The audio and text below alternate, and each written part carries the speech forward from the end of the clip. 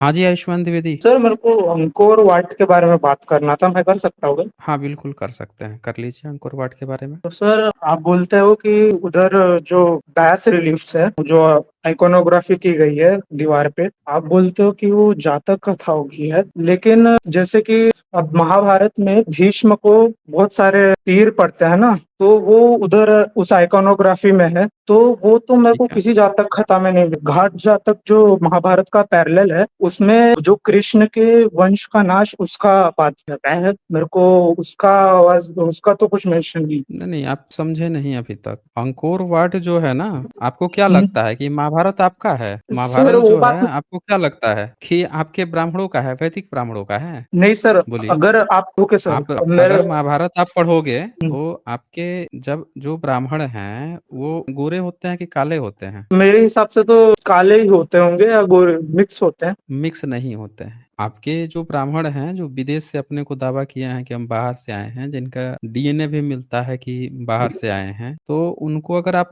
ध्यान से देखोगे ना, तो वो अपने को हमेशा से ही बताए हैं कि वो बाहर से आए हैं। ठीक है, वो तो गोरे अपने को बताते हैं। लेकिन महाभारत को अगर ध्यान से पढ़ोगे तो महाभारत में आपको क्या मिलेगा कि जो ये व्यास है उसको बताया जाएगा ये काला है। यस सर, और समझ। बहुत सारे हिंदू भगवान जो हैं जैसे कृष्ण हो गए, वो सब भी काले ही दिखाए हैं, और विष्णु हाँ, वो भी। तभी तो आपके वेद में इन लोगों का नाम नहीं है। तो जातक कथा पढ़िए ना। अपने जातक कथा में एक्चुअल में क्या हुआ है कि जातक कथा जो 547 है या 543 है वही पढ़ी है आपने। उसके एक्सटेंशन को पढ़ा ही नहीं है। एक्सटेंशन समझते हो क्या होता है?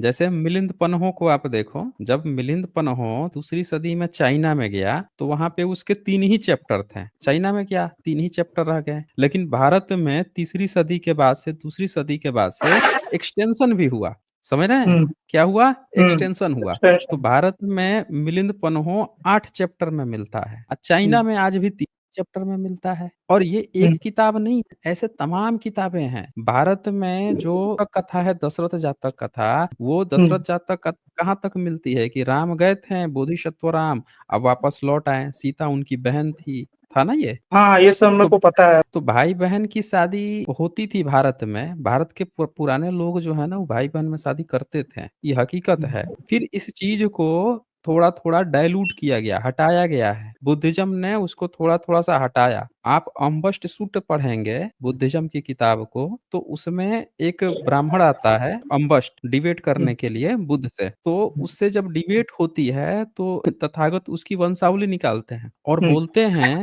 कि जो शाक्यों की जो उत्पत्ति हुई है, उस शाक्यों के पितामह का नाम था उक्काक। आप ध्यान से हम पढ़िए तो पता चलेगा हम्म उनका नाम था उक्काक। तो वो उक्काक ने क्या किया कि उसकी कई सारी बीवियां थी। तो एक बीवी जो थी जो चाहती थी कि उसका बेटा ही राजा बने, तो उसके 4 और बेटे थे। तो उसने क्या किया, राजा उक्काक ने अपने चारों बेटों को घर से भगा दिया बाहर। बोला हम्म कि तुम लोग यहाँ से निकल लो, और नहीं तो जो राजा बनेगा या तो तुमको मार डालेगा या रानी ही तुम लोगों को मरवा देगी। उससे हम्म बढ़िया है कि तुम यहाँ से निकल लो। तो वो चारों क्या करते हैं कि बाहर निकल गए, और जब बाहर निकल गए तो वो जब बाहर निकल जाते हैं तो क्या होता है कि राजा एक दिन पता लगवाता है कि बच्चे हमारे कहाँ हैं, जरा पता लगाओ। तो पता चलता है वो जाके जहाँ पे बसे हुए थे, तो वहां पे क्या करते थे कि इनकी जाति मतलब इनके कलर की लड़की नहीं मिलती थी। ये गोरे हम्म थे सब, तो गोरा कलर की लड़की नहीं मिलती थी, तो ये क्या किए अपने बहनों से ही शादी करना शुरू कर दिए। हम्म समझे? तो जब वो बहनों से शादी करना शुरू कर दिए तो राजा ने उनको देखा तो कहा देखो ये क्या कर रहे हैं सब। फिर वही राजा जो था उसकी एक दासी थी, उस हम्म दासी से राजा का एक बेटा हुआ। और जब बेटा हुआ तो उसका नाम था कृष्ण, मतलब कणव नाम था। ठीक है, तो ये हम्म जो कणव था ये क्या करता था कि ये जन्म लेते ही इसके बारे में लिखा गया कि बचपन से ही ये इस तरह से बातें करता था, मुझे नहलाओ धुलाओ, मतलब उसको गंदा अभद्र। कणव नाम जो है एक गंदा नाम है, जिसको मतलब कहा जाता है ना कि बहुत ही उस तरह से नाम रखा जाता है, दास सूचक नाम। जैसे मनुस्मृति में लिखा है ना कि शूद्रों का हम्म नाम दास युक्त होना चाहिए, तो हम्म उस समय उसका नाम जो रखा है कृष्ण ना, कि वो दासी पुत्र था तो उसका नाम इस तरह से रखें। तो जो कृष्ण था उसकी संतानों को कहा गया कि उ सब आए हैं, उ बमण हैं। ओह! आप अम्बष्ट सूत्र पढ़ेंगे तब पता चलता है कि हम कहते हैं तथागत बुद्ध कि देखो ये शाक्य जो हैं वो तो उकाक के बेटे और उनकी परंपरा से चले आए शाक्य, और तुम जो है उनकी दासी का जो बेटा हुआ था कणव कृष्ण, हुँ, उसकी वंशावली से तुम हो। तब हुँ, वहां पे जाके उसको अम्बष्ट को पता चलता है कि हम इतना दिन से घूम रहे थे, चौड़ा होके घूम रहे थे, बड़ा ऊंची जात बन के, मतलब ऊंची जात क्या, अपने को ऊंचे कुल का गोत्र का विद्वान समझ के घूम रहे थे, और जिस चीज हुँ, का हम घमंड कर रहे थे अपने को, असल में वंशावलियों से देखे तो कुछ है नहीं, हम तो ऐसे ही चौड़े बने घूम रहे थे। तो हुँ, वहां पे क्या हुआ है वंशावली बमड़ों का, कि बमण लोग जो चौड़े बन के आज घूम रहे हैं ना, कि अपने को साबित कर रहे हो कि हम ब्राह्मण है, ब्राह्मण है, ब्राह्मण है। अगर आप बुद्धिज्म के बमण बनोगे तो दासी पुत्र बन जाओगे, और किसके बनोगे तो वो फिर आप जो है इनके ही भाई बनोगे, मतलब जो शाक्य लोग हैं उनके ही भाई बनोगे, और उनमें भी हुँ, दासी पुत्र बनोगे अगर वो। लेकिन इतिहासकार भारत के ऐसे गपोड़े हैं कि जिन्होंने इस तथ्य को इग्नोर कर दिया, और बुद्धिज्म में, मतलब बुद्धिज्म की किताबों में वेद खोज लिए हैं लेकिन तथ्यों को इग्नोर कर रहे हैं जिसमें वो वंशावलियां दे रखी हैं। जब चेक कर रहे हैं तो चेक कर लो ना भाई, उसमें तो कर रहा है कि ये सब दासी पुत्र हैं बमण जो है। लेकिन मेरा आप बोलिए। ओके कंटिन्यू कीजिए। हाँ बोलिए, क्या बोलना चाह रहे हैं? एक्चुअली ना 2013 में एक ना जेनेटिक स्टडी हुई थी, तो हम्म। उसमें बताया गया था कि जो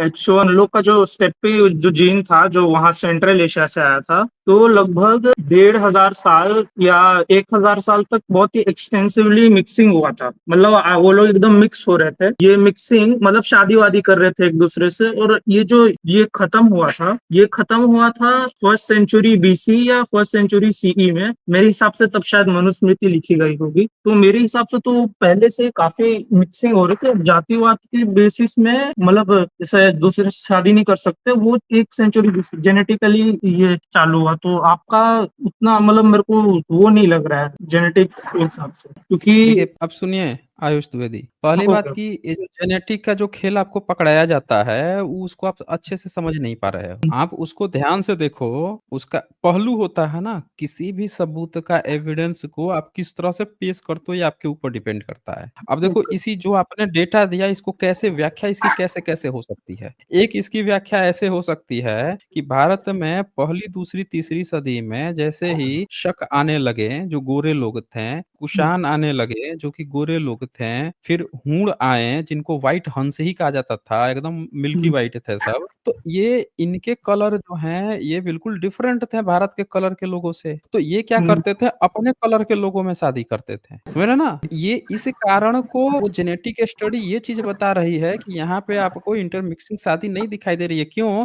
क्योंकि राजा अब शक है, हूण है, कुषाण है, पहल्लव है, और ये इनके कलर जो हैं वो भारतीयों के कलर से थोड़ा मिसमैच हो रहे हैं। तो उस कारण से क्या हो रहा है कि वो लोग अपने ही लोगों में शादी कर रहे हैं। हालांकि कुछ कुछ शादियां कर लेते थे, बहुत ज्यादा हाईली स्ट्रिक्ट नहीं थे, लेकिन जो पहले भारत के जो मूल निवासी लोग थे इनसे पहले, वो प्रॉपर आपस में शादियां कर रहे थे। वो यहाँ पे बात प्रमाणित होती है। ये नहीं प्रमाणित होता है कि वो कोई आया, वो लगातार शादी कर रहा था, यहाँ से रुक गया। और सर अंकोर और वाट में अगर मनुस्मृति की, और एक मिनट, और जो आपको आपने ये कल्पना की ना कि मनुस्मृति लिखा गया होगा, मनुस्मृति कैसे लिख दिया जाएगा? मनुस्मृति का तो नामो निशान नहीं है।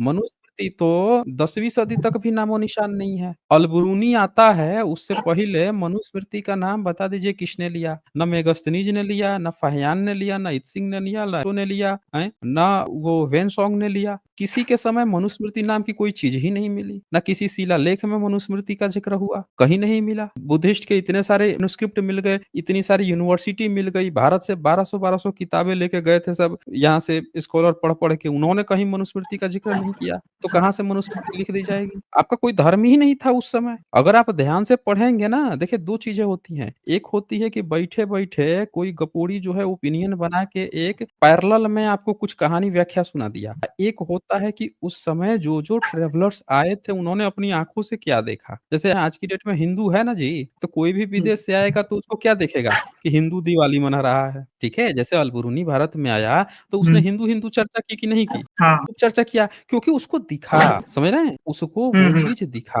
उसको बुद्धिस्ट नहीं दिखे तो बुद्धिस्ट की कम चर्चा किया। लेकिन उसके पहले जब आप देखेंगे कि जब फाहियान है, वेनसोंग है, इत्सिंग है, तो उनके सामने कोई हिंदू हिंदू दिखा ही नहीं, केवल बुद्धिस्ट दिख हाँ। रहे हैं, यानी कि उस समय का बुद्धमय भारत था। मेगस्थनीज आया तो भारत में बमन-शमन परंपरा की ज़िक्र किया, जिसमें बमन के कई प्रकार बताया कि वो सब नंगे रहते हैं, बिल्कुल फलाहारी हैं, शाकाहारी भी नहीं, फलाहारी हैं, नंगा रहता है सब जंगल में, शादी-विवाह नहीं करते हैं सब, बमन का प्रकार हुँ, बता रहा है वो। उसी तरह से वो समन का भी बता रहा है कि बुद्धा के अनुयायी हैं, यानी बुद्ध के अनुयायी हैं। तो जो ट्रैवलर्स भारत में आया, उसने जो देखा वो वर्णन किया। तो आपका धर्म का पहली बार चर्चा तो करता है अलबरूनी, जब आ गया तो उसने चर्चा कर दी। तभी तो हुँ। शंकराचार्य को एक लोग क्रेडिट देते हैं कि शंकराचार्य के आने के बाद से, हालाँकि वो भी बुद्धिज़्म से ही कॉपी पेस्ट किया था, लेकिन वहाँ से चीज़ें शुरू हुई थी। देखिए सर, अब अंकुर टोयाट का मेरे को एक बात बोलना था कि जो फ्रेंच स्कॉलर्स थे जिन्होंने कॉलोनाइज किया था उधर कंबोडिया को, तो उसमें से जैसे ईएफईओ मेन उधर का 100 साल से खुदाई कर रहा था, तो जॉर्ज कोडेस करके एक बंदा था जिसने ये मेन काम किया था। तो उसने अपने book the Indianised states of south east Asia में क्लियरली लिखा है कि ये स्ट्रक्चर पहले हिंदू था, और इंस्क्रिप्शन वाइज जो सूर्य वर्मा उन्होंने बनाया था, और उनका जो पोस्ट मरने के बाद नाम था परम विष्णु लोक, और वो उधर रिचुअल्स होते थे। इवन जो एक लेटर चाइनीज ट्रैवलर थे जो जोउ करके थे, मेरे को उतना अच्छे से जो डोगुआन थे, उन्होंने वैसे तो लिखा था कि वो बुद्धिस्ट है, लेकिन उन्होंने ये भी बताया था कि वहां पे फायर रिचुअल्स होते थे, और पोलोमैन करके आते थे, जो कि अगर आप बहुत सारे इंस्क्रिप्शन देखोगे तो पोलोमैन इनडायरेक्टली ब्राह्मण को ही बोला जाता था, चाइनीज प्रोनाउंस नहीं कर पाते थे, तो वो पूछना। आपको हम एक किताब दिखाते हैं, ठीक है? असल में क्या हुआ है कि आपको ना व्याख्या जब गलत कर दी जाती है, तो आप समझ नहीं पाते हो। अगर आप देखोगे ध्यान से अंकुर वाट को, तो 97% लोग जो हैं, वो बुद्धिस्ट हैं, समझ रहे हैं? जब वहाँ पे कभी कोई हिंदू था ही नहीं, तो हिंदू मंदिर कहाँ से बन जाएगा? वो बुद्धिस्ट का था। समझने में कैसे गड़बड़ी होती है, महायान थेरवाद का। जो चोल संप्रदाय था, अगर आप ध्यान से देखेंगे, हम्म, साउथ के नागार्जुन थे जिन्होंने शून्यवाद दिया था, समझे? तो जो धन्यवाद। नागार्जुन थे शून्यवाद, शून्यवाद किस में आता है? महायान में या थेरवाद में? महायान में आता है। हाँ। हाँ, तो साउथ के जितने भी राजा थे, चोलों का तो नाम सम्राट अशोक के इंस्क्रिप्शन में भी है। ये भी हम्म। तो देखिए, है ना? ओ। तो चोल जो है बहुत पुराने हैं सब, आज के थोड़े हैं। वो सम्राट अशोक के सबसे अच्छे दोस्त में से थे वो सब। उनका नाम हम्म। है, जिक्र है। तो चोल वंश जो है, जब नागार्जुन ने महायान दिया, महायान शाखा का शून्यवाद दिया, तो वो सब शून्यवादी फॉलोअर थे वो लोग। और वही पीढ़ी आगे चलती चली गई। वो महायान शाखा, वज्रयान शाखा, उनकी मूर्तियां बना रहे थे। लेकिन जो अंकोर वाट है, वहां पे है थेरवादा बुद्धिज्म। अब महायान और थेरवाद में एक बेसिक अंतर है। महायानी बुद्ध की मूर्ति की बजाय स्तूपों पर थोड़ा ज्यादा ध्यान देते हैं, और जो महायानी है, इनमें बोधिसत्व का ज्यादा परंपरा है। समझ रहे महायानी हैं इस में बात को? बोधिसत्व है कि महायान में बोधिसत्व की परंपरा है। जातक कथा हो गया। महायान में नहीं, जातक कथा तो दोनों में है, सब चीज दोनों ओ। में है। लेकिन जो बोधिसत्व, जो तरह तरह के हाथ में हथियार लेके जो आपको दिखते हैं ना, देवी देवता, हम्म। ही महायान, वज्रयान, तंत्रयान में ज्यादा होता है। ये देखिए, ये किताब, ये तो वही हम्म। चोल जो थे, सूर्यवर्मन वगैरह, ये सब वहां पे गए थे, तब महायानी बुद्धिस्ट थे। इन्होंने बुद्धिज्म की महायान शाखा वहां पे क्रिएट की थी, और वहां के जो बुद्धिस्ट लोग थे, वो थे थेरवादा बुद्धिज्म। तो जब हम्म। क्या हुआ, चोल वंश का हट गया, तो महायान की जगह फिर से थेरवादा आ गया। तो आप हम्म। भारत के जो गपोड़ियां हैं, सब दो कौड़ी के गपोड़ियां हैं, ये क्या कहते हैं महायान को, कि उन्हें विष्णु का मूर्ति बनाए थे। ये सामने पढ़िए तो क्या लिखा है किताब आगे, द बुद्धिस्ट विष्णु। विष्णु कौन है? बुद्धिस्ट विष्णु कौन लिखा है? राइटर का नाम पढ़िए तो। John Clifford Holt. Religious transformation, politics and culture, Buddhist Vishnu. तो असल में क्या होता है कि आपको जैसे विष्णु शब्द सुनते हो, आपको लगता है कि अच्छा, हमारा हिंदू का आ गया। अरे हिंदू, अंग्रेज आया नहीं, बाप आया नहीं, या बेटा पैदा हो गया। बेटा पता नहीं बिना बाप के कैसे पैदा कर देते। भाई आएगा, मुस्लिम भारत में आएगा, फिर वो नामकरण करेगा, तब ना नाम आएगा। मुस्लिम्स आया नहीं है, नामकरण पता नहीं कैसे किए पड़े हुए हैं। भाई भारत के सब लोग, भारत का अपना नाम था। भारत के जितने भी लोग थे, वो भारत के बुद्धिस्ट थे। उनको कहा जाता था ये धम्मवासी हैं। फाहियान आया, भारत में वैन आया, ये सब क्या कहते थे कि भारत में जो विधर्मी कहते थे, जो धम्म को नहीं मानता था उसको विधर्मी कह हुँ, देते हैं क्योंकि धम्म मतलब सनातन सत्य, बाकी सब असत्य हुँ, करता थे। ये चीज़ है यहाँ पे। असल में कोई भी बुद्धिज़्म की मूर्ति जो होती है, उसको देख के आप लोग जो विष्णु, विष्णु बोलने लगते हो, आप कभी ख्याल हुँ, ही नहीं करते हो। गुरुक की तरह, जैसे गुरुक को साफ सा हर जगह आपने ब्राह्मण शब्द देख के समझ लिया है कि जहाँ ब्राह्मण लिखा है मतलब आपका वैदिक ब्राह्मण है। जबकि आपने ना जैन की किताब पढ़ी है, जैन में आप पढ़ोगे तो वो भी कहेगा कि हमारे यहाँ ब्राह्मण जैनिज़्म को फ़ॉलो करता है।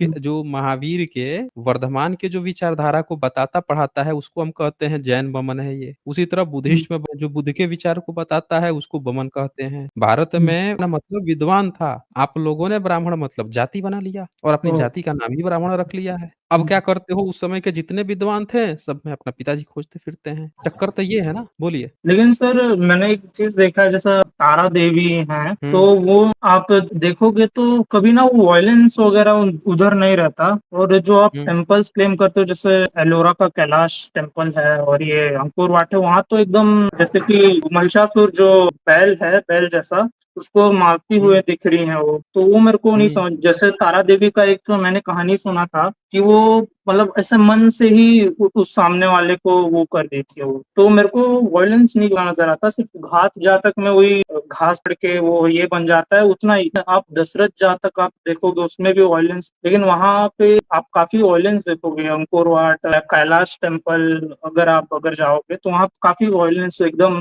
बहुत बड़ा आर्मी है और सैन्य लोग लड़ रहे हैं एकदम। तो मेरे को वो नहीं दिख रहा। उसका कारण ये है कि आपको ना सही जानकारी नहीं है। अभी जैसे एक एग्ज़ाम्पल के लिए मैं आपको एक पिक्चर शेयर करता हूँ, इसको ज़रा देखिए। असल में क्या है कि वहाँ पे कोई फ़िज़िकल लड़ाई नहीं चल रही है। आपके दिमाग में कभी ऐसा ख़्याल आया है कि आप बैठे हो पढ़ने के लिए, दिमाग में ढेर सारी उथल-पुथल चल रही है, कभी ये हाँ सर। विचार आ रहे हैं, कभी वो विचार आ रहे हैं, आपको कहा हुँ, जा रहा है कि तुम्हें फ़ाइट करना है, अपने इन विचारों से जीतना है, उन विचारों से जीतना है, तब जाके आप यहाँ कॉन्सन्ट्रेट कर पाओगे। तो बुद्धिज़्म में ये सब विचार होते हैं। ये जो लड़ाई है ना तीर धनुष ये मार दिया, ये आपके अंदर की बुराइयाँ हैं। हर इंसान के अंदर दरिंदा बैठा होता है। जानते हैं कि नहीं जानते ये बात को? हर महिला जो है उनके अंदर भी दरिंदगी है, ऐसा नहीं है क्यों नहीं है। वही देखिए जो बहू जो है शुरू में 1 साल 2 साल चारों तरफ प्रशंसा होगी 2 साल बीतेगा नहीं, बाल-बच्चे होंगे नहीं कि सास जो है तुरंत बुराई शुरू कर देगी।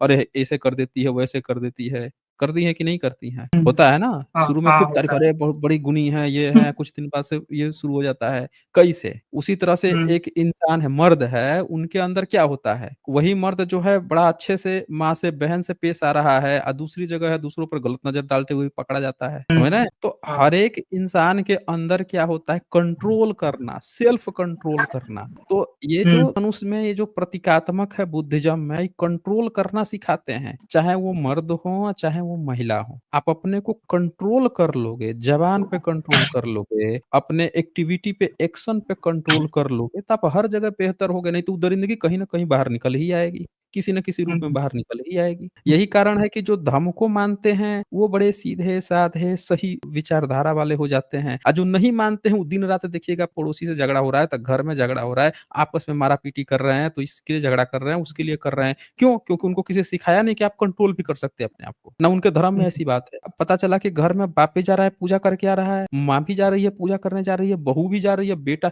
सब जाके तीर्थ जा रहे हैं, पूजा कर रहे हैं, हवन करा रहे हैं और रोज़ सुबह से शाम तक आपस में मारा-पीटी कर रहे हैं, छोटी-छोटी बातों हुँ, पे। क्योंकि उनको कभी सिखाया ही नहीं गया है कि तुमको खुद से दूर करना है। उनको बताया गया है सब पंडा मंत्र पढ़ के दूर करेगा, तू बस पैसा फेंक। चुन दे उसको, तो दूर कर देगा भाई मंत्र पढ़ के। तो ये अपना दूर करते नहीं, दिन-रात लड़ाई में लगे रहते हैं। तो ये देखिए ये हयाग्रीवा बुद्धिस्ट डेइटी दिख रहा है आपको? Hayagriva Buddhist deity. आप ध्यान से देखिए इसको और ज़रा इसी में आप नीचे जाओ। ये दिख रहा है आपको? हाँ, कि क्या कर रहा है? हाथ में क्या है? तलवार और अच्छा, धनुष ये और है ना? किस पर है? भैंसे-वैसे पे सवारी है ना ये? भैंस के है ना? हैं, तीर धनुष टोटल। लिए हुए है, लड़ाई कर रहा है, तलवार है हाथ में।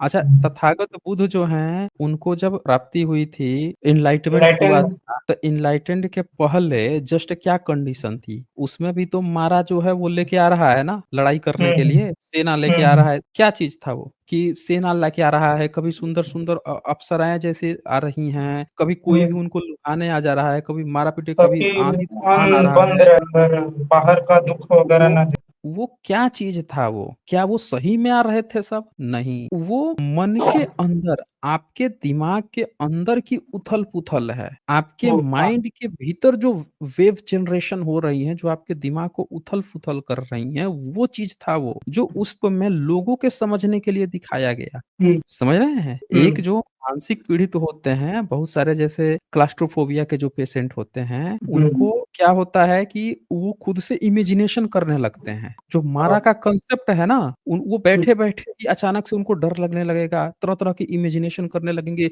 हमारे साथ ये हो जाएगा, वो हो जाएगा, ऐसे हो जाएगा और डरते जाएँगे और भयंकर डर जाते हैं। समझ रहे हैं ना? हुँ, तो हाँ, हाँ, वो वही चीज़ है एक्चुअली में वो जिस पर आपको कंट्रोल पाना है और उससे बाहर निकलना है। हुँ, समझ रहे हैं? ये हुँ, चीज़ था यहाँ पे। ये आपको कोई मार-पीट नहीं रहा है, वायलेंस नहीं दिखा रहा है कि लेके आपको वो कोई तलवार ये मार रहा है, वो मार रहा है। ये अब आपको तो क्लियर हो गया ना कि ये बुद्धिज़्म में ये जो चीज़ें हैं, ये सारा प्रतीकात्मक है आपके भीतर के उथल-पुथल को दिखाने के लिए, ना कि किसी को मारने-काटने के लिए। सर और जैसे कि हम देखते हैं स्तूप विहार वो सब जैसे कि अभी आप कैलाशनाथ टेम्पल ही देख लो कि उसमें ना जो गर्भगृह है जो हिंदू मंदिरों में देखा जाता है और बाकी एलोरा में कहीं पे भी गर्भगृह नहीं है। जो 1 से 13 जो बुद्धिस्ट केव है वहां आप गर्भगृह नहीं देखने को मिलता है। और जो नंदी और शिव जो जो स्ट्रक्चर की मैं ज्यादा बात कर रहा हूँ वो विहार और स्तूप से अलग है। आप अंकोर वाट देख लीजिए उसमें माउंट मेरू जो है 5 शिखर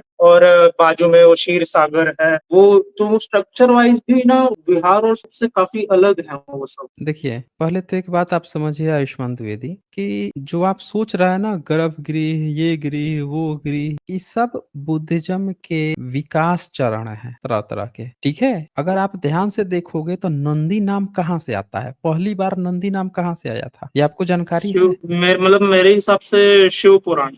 नहीं, तो शिव पुराण कब लिखा गया पहली बार? अब स्कॉलर तो गुप्ता एरा उसके बाद ही डेट करते हैं। चलो, आपको बात हम मान भी लें एक बार को गुप्ता एरा, हालाँकि गुप्ता एरा में नहीं लिखा गया है क्योंकि शिव पुराण में जो बातें लिखी हुई हैं वो मुस्लिम शासन काल के समय की हैं। तो अगर आपकी भी बात मान लें तो आपको जातक कथा पढ़ेंगे बुद्धिज़्म की जो 2600 साल पुरानी है। उसमें पूरा एक नंदी है, एक बैल है नंदी जो चतुर हुँ, चालाक है और वो हुँ, अपने को बेनिफिट करने के लिए मेहनत करता है, समझ रहे हुँ, हैं? और हाँ, उसमें वो जो मालिक है, वो उसके साथ कई बार बुरा कर देता है, जिस कारण से उसको घाटा भी करवाता है। तो वो बैल रहता है, तो कहानी भी फ़ेमस हो गई, बैल बुद्धि हो क्या, ठीक हाँ, है? मेरा ही घाटा करवा दिए। फिर कहता है कि अच्छा तुमको समझ में आ गया ना क्या गड़बड़ किए थे? फिर अब तुम्हारा फ़ायदा करा हुँ, दूँगा। तो ये नंदी हुँ, जो है मालिक की सेवा करने के लिए ये पूरी कहानी जातक कथा से ली गई है और इन ओह! सब का ही एक्सटेंशन है आपका कि शिव के साथ एक नंदी बैठा दिया गया जो शिव की सेवा करेगा। हुँ, ये जो नंदी का कांसेप्ट है कि सामने किसी की सेवा करेगा,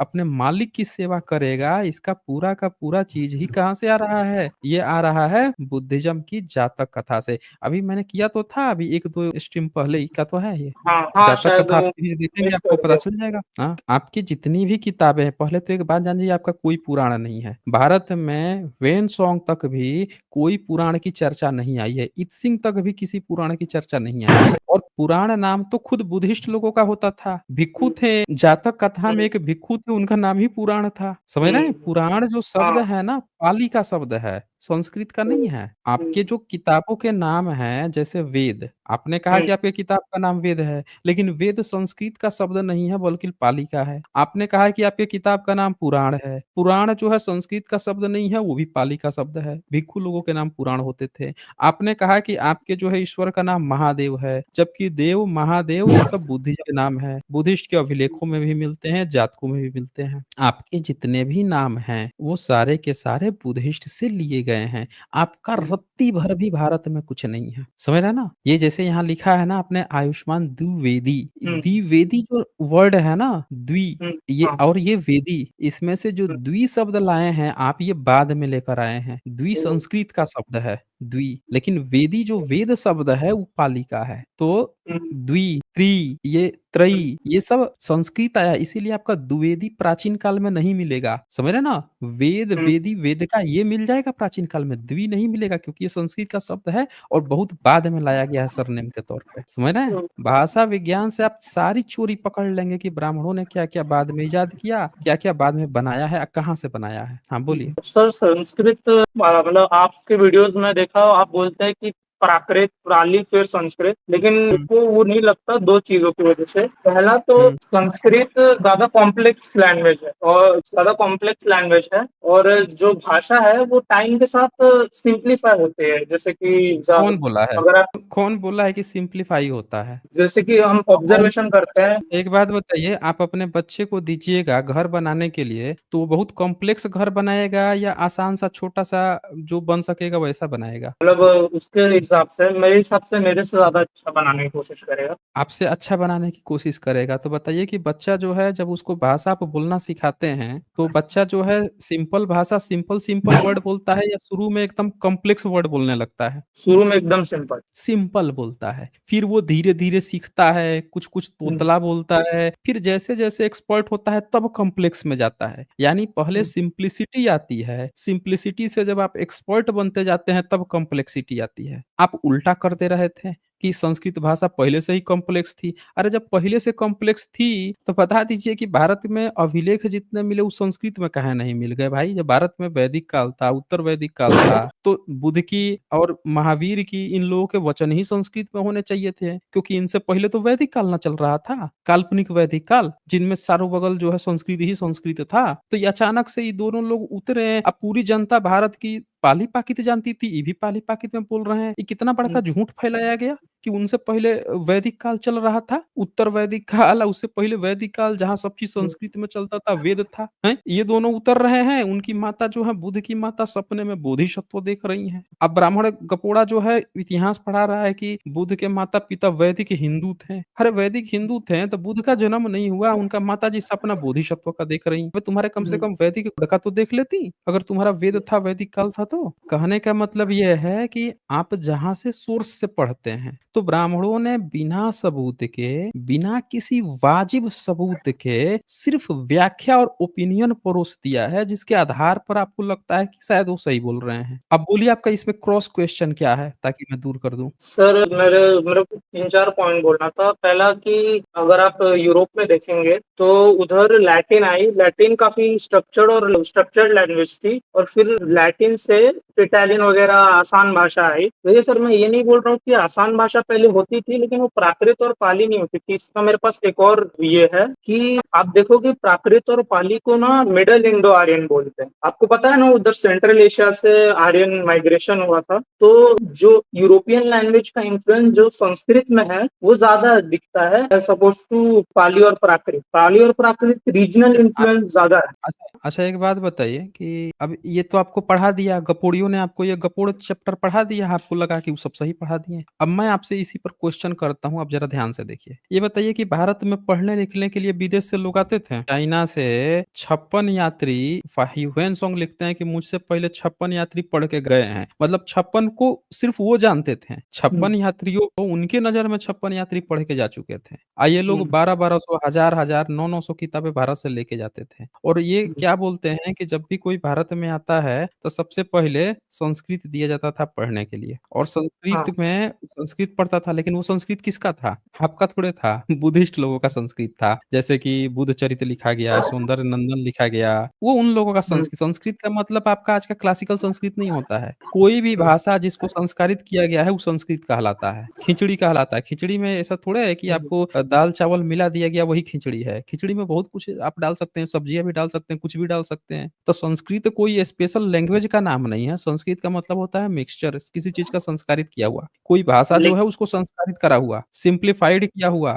संस्कृत जो है वो सिम्प्लिफाइड भाषा है पाली-प्राकृत का। उससे हम्म, भी सिम्प्लिफाइड किया गया। किस लिए किया जा रहा था? ताकि विदेश से जो लड़के आते हैं, उनको पढ़ाया जाता था। इसको इंटरनेशनल लैंग्वेज बनाने की कोशिश की जा रही थी। बुद्धिस्ट हम्म, हाइब्रिड संस्कृत को इंटरनेशनल लैंग्वेज। यही कारण है कि गांधारा मैन्युस्क्रिप्ट जो मिलती है बुद्धिस्ट हाइब्रिड संस्कृत में मिलती है। आपको चाइना में जो मिलता है, किजिल जो मैन्युस्क्रिप्ट मिलती है, वो भी हुँ, बुद्धिस्ट हाइब्रिड संस्कृत में है। बकसाली और गिलगित जितनी हुँ, मैन्युस्क्रिप्ट मिल रही है, वो सब क्यों संस्कृत में है? बुद्धिस्ट लोग की क्यों लिख रहे हैं? क्योंकि वो हुँ, बुद्धिस्ट की भाषा थी, या बुद्धिस्ट की स लेकिन आपके ब्राह्मणों का कोई भी संस्कृत में लिखा हुआ उस समय का नहीं मिलता। बुद्धिस्ट जिनकी सभ्यता मिट गई थी, उनकी मिल रही है, धड़ाधड़ मिल रही है। आपका कुछ नहीं मिलता। ध्यान दीजिएगा इस हुँ। पॉइंट को। आपका लेकिन सर क्लेम है कि संस्कृत आपकी भाषा थी। सुनिए ध्यान से। आपका हाँ, ये ओके। क्लेम है कि संस्कृत आपकी भाषा थी, और संस्कृत का प्रभाव जो है यूरोपियन का है, तो Indo Aryan, middle Aryan Sanskrit, ये आप कह के अपना धर्म खोज रहे हैं।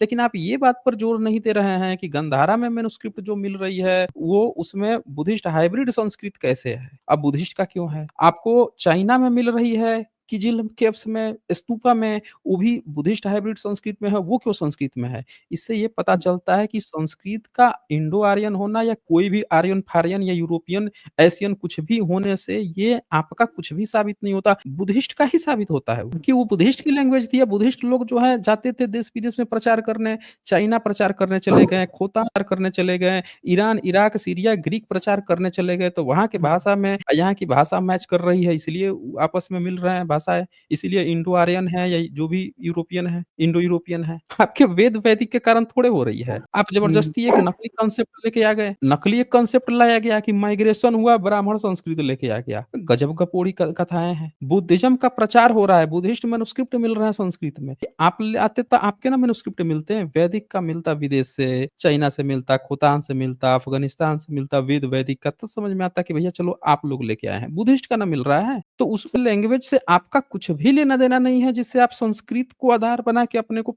पूरा ना ठहराएँ। ये भारत के इतिहास की मैं बताता हूँ, सारे ब्राह्मण जितना भी गपोड़िया हैं, सबको ओपन चैलेंज देता हूँ, संस्कृत भाषा को आधार बना के जो वो अपना पिताजी खोज रहे हैं, या बुद्धिज़्म में बमन को अपना ब्राह्मण कह के जो अपना ये साबित करने की कोशिश करते हैं कि इनका धर्म पूरा ना है, ये दोनों बेबुनियाद आरोप हैं, फर्जी आरोप हैं। इससे कुछ लेना-देना ही नहीं है इनका। इनका धर्म साबित नहीं होता, वो बुद्धिस्ट के हैं दोनों के दोनों। लेकिन सर आप मतलब एक चीज़ का जवाब दीजिए, क्या आप ये कहना चाहते हैं कि संस्कृत यहीं भारत में ही हुआ था? हाँ, तो और ओके, कहाँ से रुकिए, आएगा? रुकिए, रुकिए। मतलब मैं क्लासिकल संस्कृत, आप वो बुद्धिस्ट हाइब्रिड बोल रहे थे ना? तो सर पहली बात तो फारसियान मेरे को अच्छे से याद नहीं, उन्होंने ही बोला था कि नालंदा में पहले पाणिनि की बेसिक वाली जो संस्कृत थी 1000 सूत्र की, वो पढ़ाई हुँ, जाती थी। ठीक और है। जो पाणिनि थे वो तो मतलब ब्राह्मण थे, हिंदू थे। कौन थे? कहाँ लिखा है कि वो ब्राह्मण थे? तो अष्टाध्यायी जो है उनकी इन्वोकेशन से शुरू होती है। जी का नाम 12वीं सदी तक भी नहीं आया है। ये सबसे बड़ा इतिहास का मिसकंसेप्शन है कि उनको वो साबित करना, ब्राह्मण साबित करना पाणिनि को, ठीक हुँ, है? अगर आप ब्राह्मण साबित करेंगे तो हम कहेंगे वो पाकिस्तानी थे, क्योंकि उनका जन्म क्षेत्र तो आज पाकिस्तान में है। हुँ, आप ब्राह्मण कहेंगे तो हम पाकिस्तानी कह देंगे। समझ रहे हैं? हुँ। हाँ, लेकिन अगर सर हाँ, बोलिए। वो पतंजलि ने भी उनपे एक कमेंट्री दिया था सेकंड सेंचुरी बीसी में, और ये सब तो, और पतंजलि भी मेरे को शायद मिल ही जाते हैं उनके बुद्धिस्ट टेक्स्ट में कहीं न कहीं प्रोमिनेंट में ये आते हैं। पतंजलि तो 7वीं सदी के हैं भाई। इत सिंह जब आया था उनसे 30 साल पहले के थे, 40 साल पहले के थे। आपके ये जो है ना ये पतंजलि, वो बहुत पुराना थोड़े ही हैं। वो हुँ, 6ठी 7वीं सदी के हैं भाई।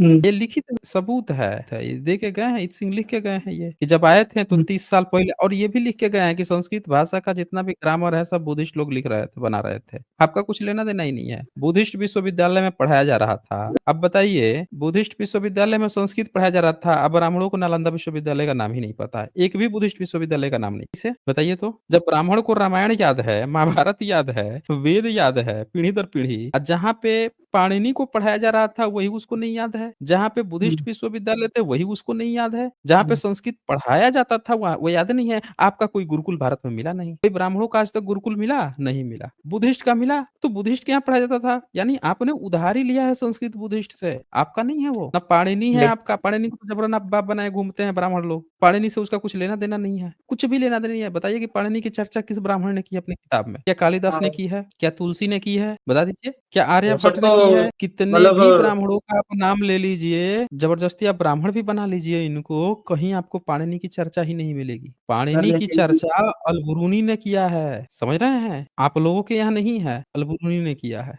लेकिन सर अगर ऐसा होता तो इतना यूरोपियन तो रहता ही नहीं, और संस्कृत में आपको काफी सारे पुराने द्रविड़ के शब्द मिल जाएंगे जो कि क्लियरली बताता है कि ये पुराना मतलब ये पहले का ये है, क्योंकि इतना यूरोपियन इन्फ्लुएंस उस टाइम पे हो ही नहीं सकता, तो तभी हो सकता अभी है भी जब आप वहां मेरी से बात लोग आए। अभी भी आप मेरी बात नहीं समझे हैं। पहली बात तो ये है कि ये बताइए कि भारत में अश्वघोष की बुद्धचरित किताब मिली मिली थी? अश्वघोष पहली सदी के थे ना? हम्म। पहली सदी तो पहली दूसरी सदी का एक इंस्क्रिप्शन मिला जूनागढ़ का रुद्रदामन का। रुद्रदामन कौन था? बुद्धिस्ट था। और सम्राट अशोक के इंस्क्रिप्शन के नीचे उसने लिखवाया जूनागढ़ में। हम्म। उसके भी इंस्क्रिप्शन को आप संस्कृत बोलते हो हम्म। ना? क्या वो क्लासिकल संस्कृत है? नहीं है। हम्म। वो पाली पाकितों का ही हाइब्रिड है, आज का क्लासिकल नहीं है। ये भाषा का विकास हो रहा है। सम्राट अशोक का विशुद्ध रूप से प्राकृत है, फिर वो प्राकृत धीरे धीरे आगे बढ़ रहा है, पाली पाकित जो है आगे बढ़ रहा है। जूनागढ़ के इंस्क्रिप्शन में हल्का फुल्का बदलाव आ रहा है। कौन कर रहा है? तो बुद्धिस्ट ही कर रहे हैं, राजा बुद्धिस्ट है। उसी समय अश्वघोष किताब लिख रहे हैं बुद्धचरित,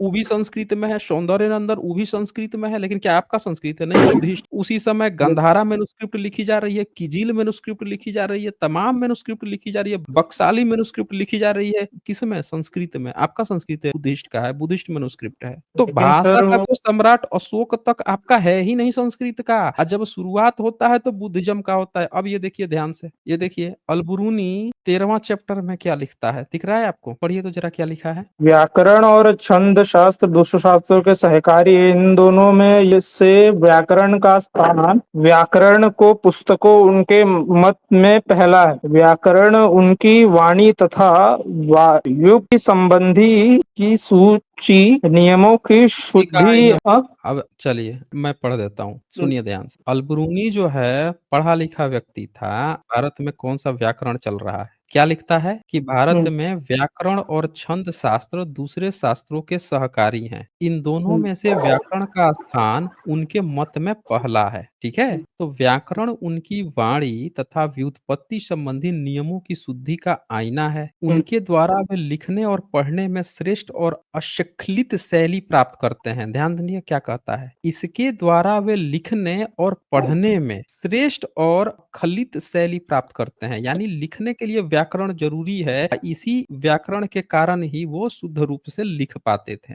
आपका ब्राह्मण 11वीं सदी तक भी वेद नहीं लिख पाया था, समझ रहे हैं? अगर पाणिनि का कुछ लेना देना होता ना आपके वेद से, तो सबसे पहले वो वेद ही लिखता, व्याकरण बनाता तो। लेकिन 11वीं सदी तक भी अगर पाणिनि का व्याकरण है, उस व्याकरण का उपयोग करके बुद्धिस्ट लिख रहे हैं, सब लिख रहे हैं, टीका भी कर रहे हैं, विश्वविद्यालय चला रहे हैं, दुनिया को पढ़ा रहे हैं, लेकिन आपका ब्राह्मण पाणिनि के व्याकरण होते हुए भी लिख नहीं पा रहा है, कह रहा है 11वीं सदी तक हम गपोड़ते थे। ये सबसे प्लस पॉइंट है। आपके थप्पड़ लग जाएगा सारे आपके ब्राह्मण विद्वानों का, जो कहता है कि पाणिनि हमारा व्याकरण बना दिए थे। इसी में आपका ब्राह्मण कह रहा है कि हम नहीं लिख पाते हैं कि कहीं गड़बड़ी हो जाएगा। ये कौन सा व्याकरण बनाया था भाई? किसके लिए व्याकरण बनाया था? पाणिनि आपका? कि वेद मुंह से सर गपोड़ता था, ब्राह्मण था तो, और लिख रहे थे, ये अलग ही बताइए आप हमें। अब और सुनिए आगे, फिर कहता है हम मुसलमान लोग इसका कुछ भी नहीं सीख सकते हैं, क्योंकि यह एक ऐसे मूल से निकली हुई शाखा है जो हमारी पकड़ के अंदर नहीं है। यह कहने से मेरा तात्पर्य स्वयं भाषा से है। यह शास्त्र के ग्रंथों को जो नाम मुझे बताए गए हैं वो ये हैं। अब क्या क्या उसको बताया गया सुनिए। पहला, ऐन्द्र, जो बुद्ध के वचन थे उनकी रखवाली ऐन्द्र व्याकरण से की गई थी, तो उसको कहा जाता है। इसका संबंध देवताओं के राजा इंद्र से बताया गया है। ये सिंह लिख के गया है इसके बारे में डिटेल से, कि जो बुद्ध के एक एक वचन थे उससे सहस्त्रों वो बनाए गए थे सूत्र, और उसकी रक्षा स्वयं इंद्र करता है, ऐन्द्र करता है।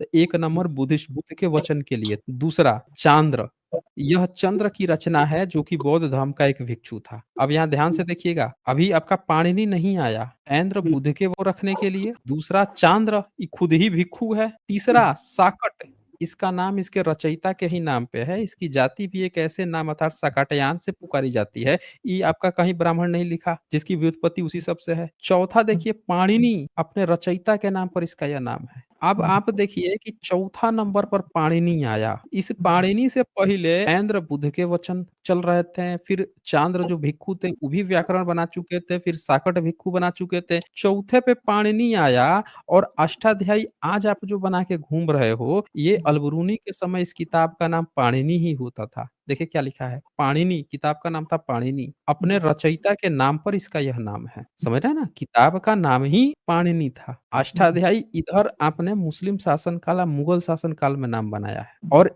इसीलिए आप देखेंगे कि जो इत्सिंग भी जब पाणिनि का चर्चा किया है तो अष्टाध्यायी शब्द नहीं आया है। समझ रहे हैं? वहाँ भी आया है कि पाणिनि ने 1000 जो रचना की है शब्दों का, वर्ड्स का, उसका ज़िक्र आया है, ना कि अष्टाध्यायी का ज़िक्र आया है। फिर लेकिन उसके सर बाद से जो आता है कातंत्र, सुन लीजिए, फिर आता है हम्म, कातंत्र, शशिदेव वृत्ति, दुर्ग विवृत्ति, शिष्य हिर्तावृत्ति। इतने व्याकरण, 8 व्याकरण आ चुके थे अलबरूनी के 11वीं सदी तक। ठीक है? अब बताइए कि अगर आपका पाणिनि को जो आप लोग जबरदस्ती कूद-कूद के ठहराता है ब्राह्मण अपना पिताजी, अगर पाणिनि इनके पिताजी होते हैं, तो सबसे पहले तो ये वेद लिखता, फिर उपनिषद लिखता पाणिनि के व्याकरण उपयोग करके। काहे नहीं लिख पाया भाई? काहे नहीं इसका एक भी सबूत मिला?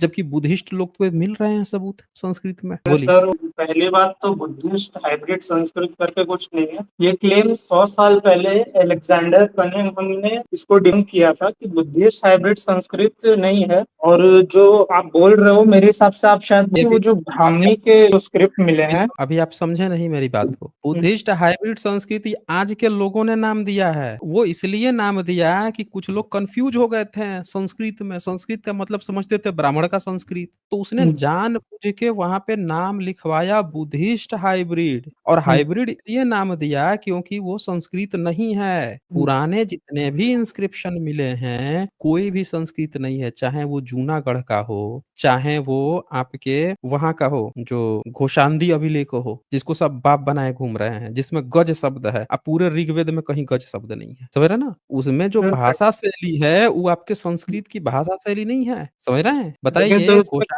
हाँ, बोलिए तो। उसमें जो सफिक्स आपको पता है जो शब्द के आगे रहता है। और बोलिए ना। जैसे मैं बोलूंगा ग्रेटर, हुँ, तो ग्रेट मतलब महान, ग्रेटर मतलब और महान। तो जो सफिक्स रहता है वो पाली और प्राकृत में नहीं मिलता है, और जो उधर जो लैंग्वेजेस हैं उसमें सफिक्स हैं। तो किसमें इसीलिए सफ़िक्स जो है? किसमें सफ़िक्स है? वही जो पुराने जो स्पिट्जर मैन्युस्क्रिप्ट वगैरह जो एकदम पुराने जो आप बोल रहे हो कि वो बुद्धिस्टों का संस्कृत है, है उन तो सब में बुद्धिस्ट का सफिक्स। ना, है तो बुद्धिस्ट का ही, आपका थोड़े ही है। नहीं सर, लेकिन बाकी सब तो मतलब आप ब्रिटिश स्कॉलर या उन लोग को भी देखोगे वो भी संस्कृत ही वो अरे तो हम ब्राह्मी वही तो में बोल रहे हैं। नहीं तो आप नहीं समझे ना, स्कॉलर हम्म, कई तरह के हैं। एक स्कॉलर जैसे सोलोमन है, रिचर्ड सोलोमन, वो हम्म, लिखेगा प्राचीन जो बुद्धिस्ट का संस्कृत होगा उसको संस्कृत लिखेगा, और आज को लिखेगा क्लासिकल संस्कृत। ठीक है? हम्म, क्या कर दिया? क्लासिकल का मतलब आज का संस्कृत, और संस्कृत मतलब प्राचीन काल का संस्कृत। हम्म, समझ गए? दूसरे हम्म, जो स्कॉलर होंगे वो क्या कहेंगे? उस समय का जो संस्कृत होगा उसको कहेंगे बुद्धिस्ट हाइब्रिड संस्कृत, और आज का जो होगा उसको कहेंगे संस्कृत। हम्म, और हम्म, जो उस समय का संस्कृत होगा Buddhist hybrid Sanskrit. Buddhist word इसलिए जोड़ते हैं ताकि लोगों को कंफ्यूजन हो जाता है कि अच्छा संस्कृत था, ब्राह्मण का था। नहीं सर जैसे आप ऐसा। देखते हो ना, जैसे ही बुद्धिज्म में ब्राह्मण शब्द देखते हो। अब आपको एक एग्जांपल दिखाता हूँ। आप बताओ हम्म, कि जब आप गूगल पे सर्च करते हो हाथ घोषाणडी अभिलेख का, तो सब आपको बताएँगे कि भैया वो तो संस्कृत का अभिलेख है। हम्म, बताएँगे ना हाँ, हाथीवाड़ा को? बोलेंगे हाथी कि बड़ा नहीं? है। हाँ, बोलेंगे ना। अब आप बताइए कि क्या वो संस्कृत का है? हाँ मतलब बोलिए। एक सेकंड ले लीजिए, 1 सेकंड ले लीजिए। सर्च कर रहा हूँ, एक सेकंड। कर लीजिए, आप सर्च कर लीजिए या भरपूर यूज़ कीजिए। कुछ मिला कि नहीं? हाँ, हाँ, मिला कि नहीं आपको? हाँ हाँ हाँ, क्या मिला? मैंने बोला तो वो बता रहा है कि संस्कृत ही इंस्क्रिप्शन है, ब्राह्मी में लिखा गया है। और उसमें सम हाँ, हाँ, बोलिए। और उसमें सम कृष्णा नहीं, वासुदेव और सम कृष्णा मेंशन है, जो कृष्ण और बलराम हाँ, बताया कह दिया हम्म, आपको, गाना गा दिए। अब हम्म। बताइए आपको कि ऋग्वेद में क्या नाम लिखा है? कृष्ण शब्द है कि वासुदेव है? वासुदेव ही होगा, कृष्ण बात बहुत लेट आया। हैं? क्या कहा आप? वासुदेव शायद होगा, कृष्ण मेरे हिसाब से बहुत लेट आया था। अच्छा, कृष्ण जो है बहुत लेट में आया था, तो आपने अपना वेद नहीं पढ़ा है ऋग्वेद कि उसमें नहीं कृष्ण मैंने शब्द क्या है? चलिए दिखा देते हैं। कृष्ण एक-एक करके आपको दिखाते हैं ना, ताकि आप लोगों का जो आपके ब्राह्मणों ने जो झूठ फैला रखा है, उसको ब्राह्मणों को समझने में लेट लगता है, लेकिन हम आपको पूरा दिखाएँगे। आप आपका ऋग्वेद खोल देते हैं ताकि पता चल जाएगा कि क्या-क्या गपोड़ हाँका है। आपको आप कहाँ कन्फ्यूज़ हो रहा हो। ये ऋग्वेद है आपका। और हम्म इस में आप देखिए कि आपको कह रहा है कि 3500 साल पुराना है। हम्म इसमें 91वां सूक्त है, 13 नंबर दिख रहा है आपको? पहला ही अब हो गया 13 नंबर, दिख हम्म। रहा है आपको? अब औद्र उससे चालू हो रहा हाँ, तो यहाँ क्या लिखा है? अंशुमति मति इष्ट दियान कृष्णो, क्या लिखा है यहाँ पे? कृष्णो, लिखा है ना है। कृष्णो? एक सेकंड, उसका ट्रांसलेशन आप बता दोगे? हाँ, उसका ट्रांसलेशन है अंशुमति के तट पर विराजमान अपने 10,000 सैनिकों के साथ आक्रमण करने वाले कृष्ण पर प्रत्याक्रमण कर इंद्र ने उस शत्रु को उसकी सेना सहित पराजित किया। ठीक है, अच्छा, तो यहाँ पे कृष्ण शब्द है ना? हम्म यानी कि अगर आपका इस वेद को 3500 साल पुराना माना जाए तो कृष्ण शब्द आपके पास ऑलरेडी था कि नहीं हम्म था ना? अच्छा, हम्म इसी तरह से आपके ऋग्वेद में एक जगह विष्णु भी शब्द आया है ना?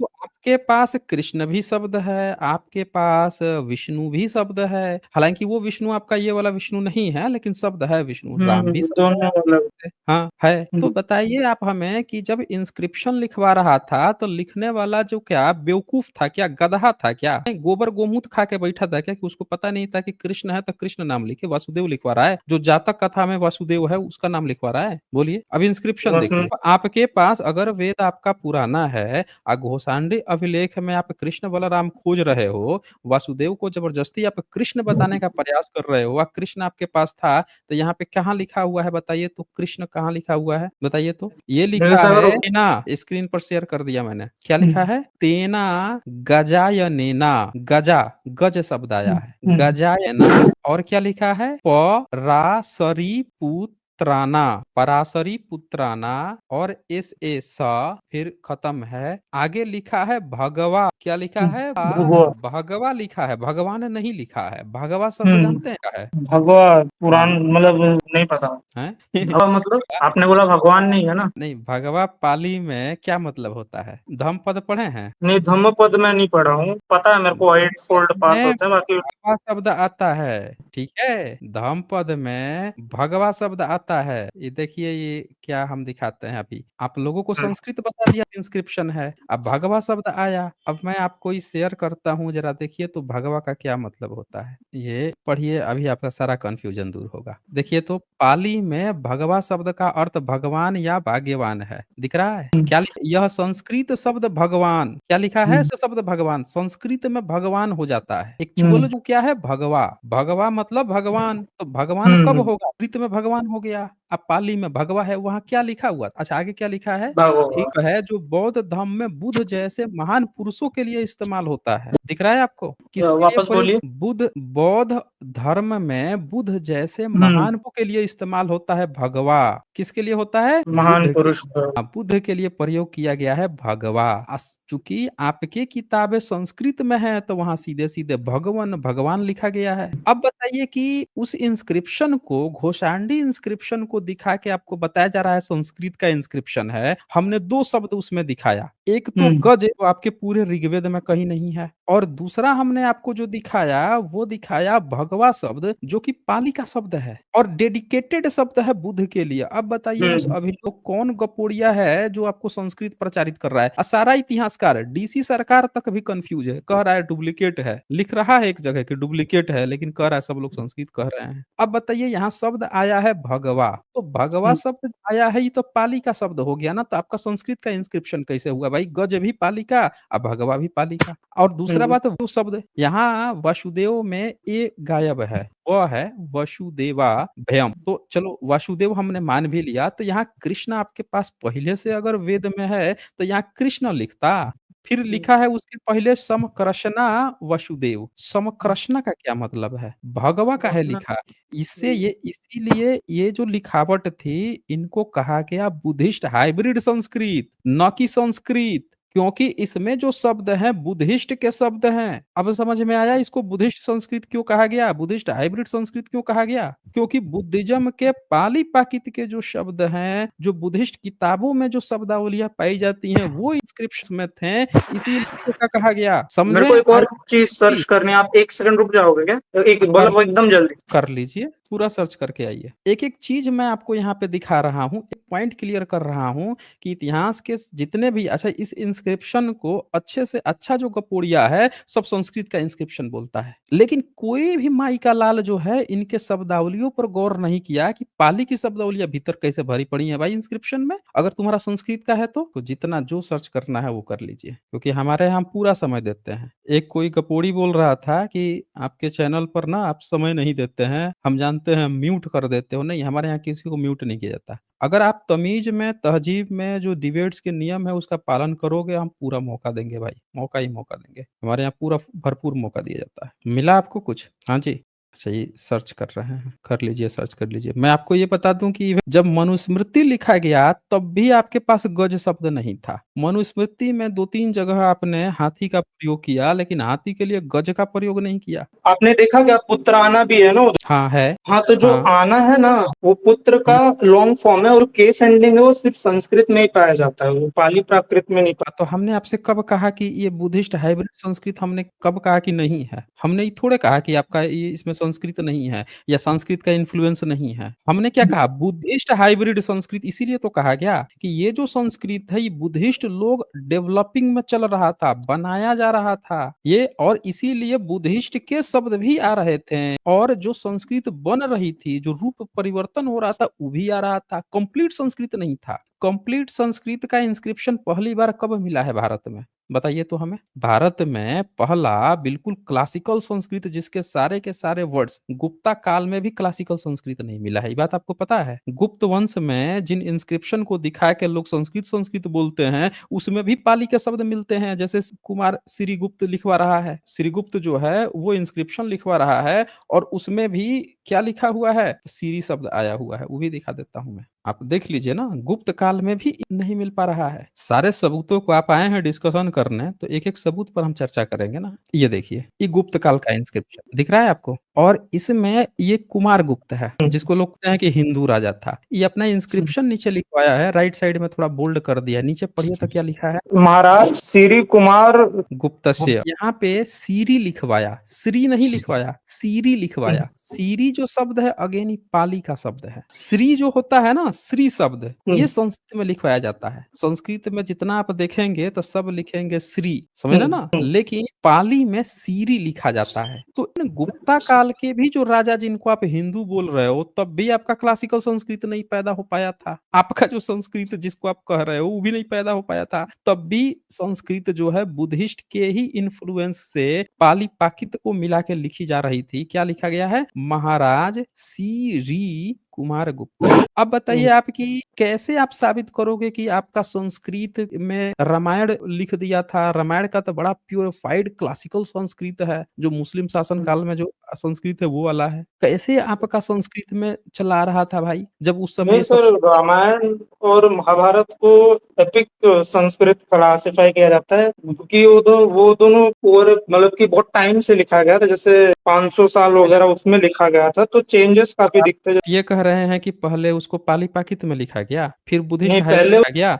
फिर संस्कृत में लिखा गया, आप ये कहना चाह रहे हो? नहीं नहीं, पहले वो लिखा गया था वैदिक में, फिर उसके बाद धीरे धीरे वो उधर क्लासिकल आने लगा, उसमें आप चेंजेस भी देख सकते हो। नहीं, हम तो वही आपसे कहे हैं कि जब कुमार गुप्त के समय में, गुप्त काल में इवेन 5वीं सदी में इवेन आपका श्री लिखने तक का शब्द नहीं है, सिरी लिखना पड़ रहा है। राजा अपने को बुद्धिस्ट की तरह दिखा रहा है, तो आप ये कैसे क्लेम कर दोगे कि आपका रामायण महाभारत इससे पहले था, संस्कृत में था? जब गुप्त काल में संस्कृत के लाले पड़े हैं, गुप्त काल में आप ठहराते हो कालिदास को, कालिदास के लिखावट में वो 80-90% तो पाली पाकित है। भारतनाट्यम 6ठी-7वीं सदी की किताब है, 80% पाली पाकित के शब्द हैं उसमें। आपका तो संस्कृत उस समय था नहीं, डेवलप ही नहीं था। 5वीं-6ठी सदी तक डेवलप नहीं था। पाली पाकित के ही शब्द उसमें लोन चल रहे थे। तो आप लोग ये पीढ़ी दर पीढ़ी ढो के कौन-सी भाषा में लेके आते थे भाई? पाली पाकित में ढो के लाए थे क्या? फिर मुगल के समय में संस्कृत में लिख लिए? बोलिए। पहले लोकल इन्फ्लुएंस काफी था, फिर ओवर द टाइम जो क्लासिकल संस्कृत और स्ट्रक्चर होते गया।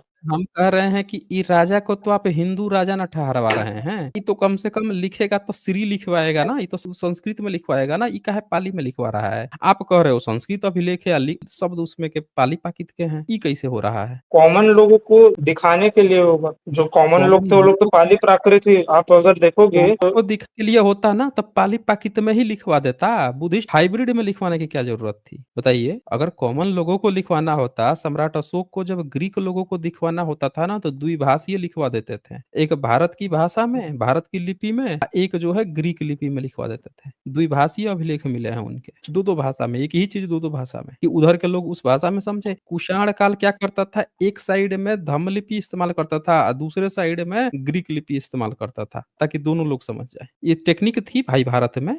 तो अगर इसको दिखाना होता किसी को तो या तो प्रॉपर संस्कृत में दिखाता या फिर प्रॉपर पाली में दिखाता। ये मिडिल में क्यों दिखा रहा है? इसलिए दिखा रहा है क्योंकि आपका संस्कृत गुप्त काल में भी डेवलप नहीं था। तो ये किसी कोई भी माई का लाल जब ये गपोड़ता है ना कि उसका महाभारत, रामायण, वेद, उपनिषद पुराने हैं, संस्कृत में हैं, पीढ़ी दर पीढ़ी हम गपोड़ के लेके आए हैं, सब मिथ्या, झूठी और बकवास बातें हैं। अब आते हैं एक और सबूत पे, जैसे लेकिन गद्य था, बोलना चाहते हैं आप? लेकिन सर ज्यादातर फॉरेन स्कॉलर भी बोलते, क्योंकि ये लॉजिकली भी बैठता नहीं है कि जो संस्कृत है जो यूरोपीय लैंग्वेज से इतना ज्यादा मेल कैसे फिर खा लेती है, फिर तो उतना मेल नहीं खाना चाहिए अगर। मेल इसीलिए खाती है ना क्योंकि भारत से बुद्धिज्म विदेश में गया। आपको पता है 5वीं 6वीं सदी में बुद्धिज्म जो है अमेरिका के उसमें मेक्सिको में पहुंच गया था। ये जानकारी है आपको? नहीं शायद नहीं। नहीं जानकारी है ना, हमने इस पर स्ट्रीम करके रखी हुई है, देख लीजिएगा। ओके। 5वीं अमेरिका की खोज हो रही है 16वीं 17वीं सदी में। अब बुद्धिस्ट जो हैं वो पहुंच गए थे 5वीं 6वीं सदी में, वो बुद्धिज्म लेके वहां पहुंच गए थे। वहां के ट्राइबल्स लोग जो हैं बुद्ध का स्तूप बना लेते थे या कहते थे साका मोला है, साका मोला है। शाक्य मुनि को वहां की भाषा में साका मोला बोलते थे सब। 17वीं 18वीं सदी में कुछ चाइना के अलग अलग फ्रांसिस के वो सब गए ट्रेवलर्स, तो वो देख के आश्चर्य में पड़ गए, ये क्या? ये तो चाइना जैसा सब लगाए हैं और स्तूप लगाए हैं, साकामूला क्या है? तब पता चला रे भाई, ये तो शाक्य मुनि को साकामूला बोल रहे हैं, सब स्तूप बना के रखते हैं सब, हैं? तो आप यस। कह रहे हैं कि यूरोपियन से क्यों मैच कर रहा है? इसीलिए मैच कर रहा है कि भारत के, आपको पता है कि उस मंगोलिया नाम सुने हैं? चाइना के ऊपर। हाँ, मंगोलिया में जहाँ से मंगोल था, तो वहाँ पे कितने बुद्धिस्ट हैं आज भी? काफी ज्यादा मेजोरिटी मेरे हिसाब से वही लोग हैं। हुँ। वो तो शायद। बताइए कि मंगोलिया में आज भी बुद्धिस्ट हैं। मंगोलिया जैसे तो बुद्धिस्ट कैसे हैं भाई? जहाँ का राजा इतना खूंखार था कि वो सबको काट-कूट के खत्म कर देता था। वहाँ पे लेकिन बुद्धिस्ट सर। कैसे वहाँ पे सारे के सारे बुद्धिस्ट इतनी बड़ी संख्या में बुद्धिस्ट चले गए? यानी भारत से बुद्धिस्ट दुनिया के विश्व के कोने-कोने में गए। जापान में ही नहीं गए, चाइना में ही नहीं गए, खोतान से लेके अनेक देशों में गए। सम्राट अशोक के इंस्क्रिप्शन में लिखा है कि वो ग्रीक हम्म, भिजवाए हैं, सीरिया भिजवाए हैं, नाम तो हम्म, लिखे हुए हैं। और भी हम्म, नाम लिखवाए थे, जिसको उज्जैन था वो उड़वा दिया, बम ब्लास्ट करवा दिया तो इंस्क्रिप्शन टूट गया, लेकिन कुछ नाम मिल गए। सीरिया, ग्रीक नाम मिल गया कि वहाँ पे भिजवाए थे। तो बताइए आप हमें कि जब बुद्धिस्ट लोग जा रहे हैं तो उनकी शब्दावली नहीं मैच करेगी? आज की डेट में मुस्लिम भारत में आए हैं तो आप कहते हो किताब, किताब आपका शब्द है? बोलिए। उर्दू फारसी शब्द शायद। किताब का आपके पास कोई शब्द है? अंग्रेज बुक कहता है और वो कहता है किताब, आपके पास कौन-सा शब्द है इसके लिए? बोलिए। शायद पुस्तक। पुस्तक। बताइए कौन-सी किताब में आपने पुस्तक लिखा है? पुस्तक शब्द जो है, आपने लिखा है रामायण में, महाभारत में कि वाल्मीकि ने पुस्तक लिखा, हैं? कहीं लिखा है ऐसा? है ही नहीं नहीं आपके यहाँ। शायद। नई-नई शब्द आपने बनाए हैं, ज़बरदस्ती के बनाए हैं। हम्म, तो वो इसलिए मैच कर रहा है क्योंकि अरबी, फारसी भारत में आए, हम्म, उनका धर्म आया, उनकी शब्दावली आई, वैसे ही भारत की शब्दावलियाँ विदेश में गई, बुद्धिस्ट लोग लेके गए हैं, बुद्धिस्ट लोग संस्कृत में जब किजिल मैन्युस्क्रिप्ट लिख रहे हैं, जब वो लिख रहे हैं बकसाली मैन्युस्क्रिप्ट लिख रहे हैं, गंधारा मैन्युस्क्रिप्ट लिख रहे हैं, इंस्क्रिप्शन लिखवा रहे हैं हाइब्रिड में, तो इस कारण से ये शब्द विदेशों में पहुँचे हैं, बुद्धिस्ट लोगों के माध्यम से पहुँचे हैं। आपका नहीं। कोई वेद के कारण नहीं पहुँचे हैं, अगर पहुँचे होते ना, तो जैसे बुद्धिस्ट के ये सब मिल रहे हैं, वैसे आपके भी वेद के सबूत मिल जाते, आपके भी इंस्क्रिप्शन के सबूत मिल जाते। भाई एक बात बताइए, ये जो वो था सिल्क रूट था, जिस पर व्यापार हम्म, होता था हम्म, ना सिल्क रूट, हाँ सबसे हाँ बड़ा रूट सिल्क यही चाइना से। हाँ, तो सिल्क रूट में ये तो सब बुद्धिस्ट के हाथ में था। अब भारत के जितना व्यापारी जाते थे तो बनिया अगर आपके धर्म का था तो आपके वेद-वेद तो ले गया होता। आपके देवी-देवता तो विदेश में ले गया होता। तो उधर हुँ। तो जिस रूट से जितने भी गए हैं सब बुद्धिज़्म की चीज़ें गई हैं। सारे व्यापारी नहीं बुद्धिस्ट बुद्धा का प्रचार कर रहे थे। आपका एक भी देवी-देवता का सबूत नहीं मिला उस रूट पे। खाली बुद्ध बुद्ध और बुद्धिज़्म के सबूत मिले हैं। ये नहीं कैसे सर, भाई? इधर तो आप गलत हो, क्योंकि वहाँ पे आप देखोगे अच्छा गलत ज़्यूस है? वगैरह, बताइए बता दीजिए ज़रा हमें ज़्यूस बता वगैरह अगर जब हुँ, आप पहले तो हुँ। उधर के जो सिविलाइज़ेशन थे, वो नेचर हुँ। वर्शिप जैसे हिंदू थे, वही करते थे। और एक दूसरा, मिनट, एक मिनट नेचर वर्शिप हिंदू थे। नेचर वर्शिप हिंदू का क्या लेना-देना है भाई? जो पुराने जो ऋग्वेद वगैरह हैं, वो लोग क्या इंद्र, वरुण, हुँ, इन सबको करते थे। एक्चुअली इन कोई लोग का भी नहीं है। नहीं, कोई इंद्र वरुण का नहीं करते थे। ये देखिए आपका मैंने ये किताब खोल दी है ये ऋग्वेद ही है। जो उस इंस्क्रिप्शन को आप संस्कृत का बता के अपना खोज रहे थे, आपका है देखिए मैंने खोल दिया। यहाँ देखिए हिंदी अनुवाद में गज लिखा है और ऊपर हुँ, संस्कृत में गज दिख रहा है। बताइए तो? हुँ, गज शब्द आया था ना उस इंस्क्रिप्शन में, कहीं इसमें दिख हुँ। रहा है? नहीं है। उसी तो तरह सर, से राइट साइड में 3 नंबर में फिर से अनुवाद में ग है। संस्कृत में कहीं गज है? देखिए तो नहीं है। नहीं, उसी तरह से 14 नंबर नीचे वाले में संस्कृत में हस्ती लिखा है, गज नहीं है। फिर इसी तरह से 7 नंबर में हाथी लिखा है और संस्कृत में हस्तिन लिखा है, गज शब्द नहीं है। हुँ, ऐसे ही मनुस्मृति में भी आपके गज शब्द नहीं है, उसमें भी हस्ती इस तरह के शब्दावलियाँ प्रयोग की गई हैं। मैं पूरा रिसर्च करके बैठा हूँ आपके सारे धर्म ग्रंथ की शब्दावलियों का, जिसको-जिसको आप संस्कृत देखिए यहाँ पे भी हाथी आपने अनुवाद किया उसमें कहीं नहीं है गज शब्द। ऋग्वेद में देख लीजिए पूरा हमने ऋग्वेद खोल के यहाँ बैठा दिया। कहीं भी आपका है ही नहीं। मनुस्मृति में खोल दिया हमने कि जहाँ अनुवाद आपने किया है हाथी का, नंदी आदि गण ये मनुस्मृति हुँ, 3 162 तीसरा चैप्टर 162 में हाथी जहाँ शब्द आपने प्रयोग किया, संस्कृत में हुँ, हस्तिगो इस्तेमाल किया। यहाँ भी गज शब्द नहीं है। देखिए मनुस्मृति सर। 796 यहाँ भी आपने हुँ, गज हिंदी में प्रयोग किया अनुवाद में, क्योंकि आपके लिए ये नया शब्द है, लेकिन संस्कृत हुँ, में आपने तीन प्रयोग किया। बताइए आप लोग इंस्क्रिप्शन में कैसे वासुदेव को अपना पिताजी बताने लगते हैं, गज को अपना पिताजी बताने लगते हैं, जबकि आपके किसी भी आपके पुराने किसी किताब जिसको आप मानते हो उसमें वो शब्द ही नहीं है और वो हुँ। बुद्धिस्ट के तो वो सर अगर बुद्धिस्ट के आप हाँ, बोलिए। तो सर अगर आपके हिसाब से बुद्धिस्ट लोग ही यूरोप गए थे, तो वहाँ पे हमारे हिसाब प्राकृत से नहीं पाली का, मेरे हिसाब से नहीं, आप बता दीजिए कि हाँ, भारत मतलब छोड़ के कौन गया था? कौन-सा धर्म गया था भाई बुद्धिज़्म को छोड़ के विदेश में? भारत बाली में में हिंदू कौन-सा देश गया है? कौन-सा धर्म गया है विदेश में? बोलिए, हिंदू गया है। कहाँ गया है बाली हिंदू? आप देखोगे आज भी हिंदू नाम कब आया है? वही 7वीं शताब्दी वगैरह में, जब बल-बरूनी वगैरह ने लिखा था। 7वीं शताब्दी में आया है, तो आपके धर्म ग्रंथ में किसी ने लिखा है आपका नाम? नहीं, नहीं, ऐसा तो कुछ नहीं। तो नहीं लिखा है तो आपने कैसे 7वीं शताब्दी मान लिया? आपको किसी अल-बरूनी वगैरह ने, अलबरूनी कह रहा है तो अलबरूनी आपके पिताजी थोड़े हैं कि पिताजी नामकरण कर दिए तो आप हिंदू कहने लगे।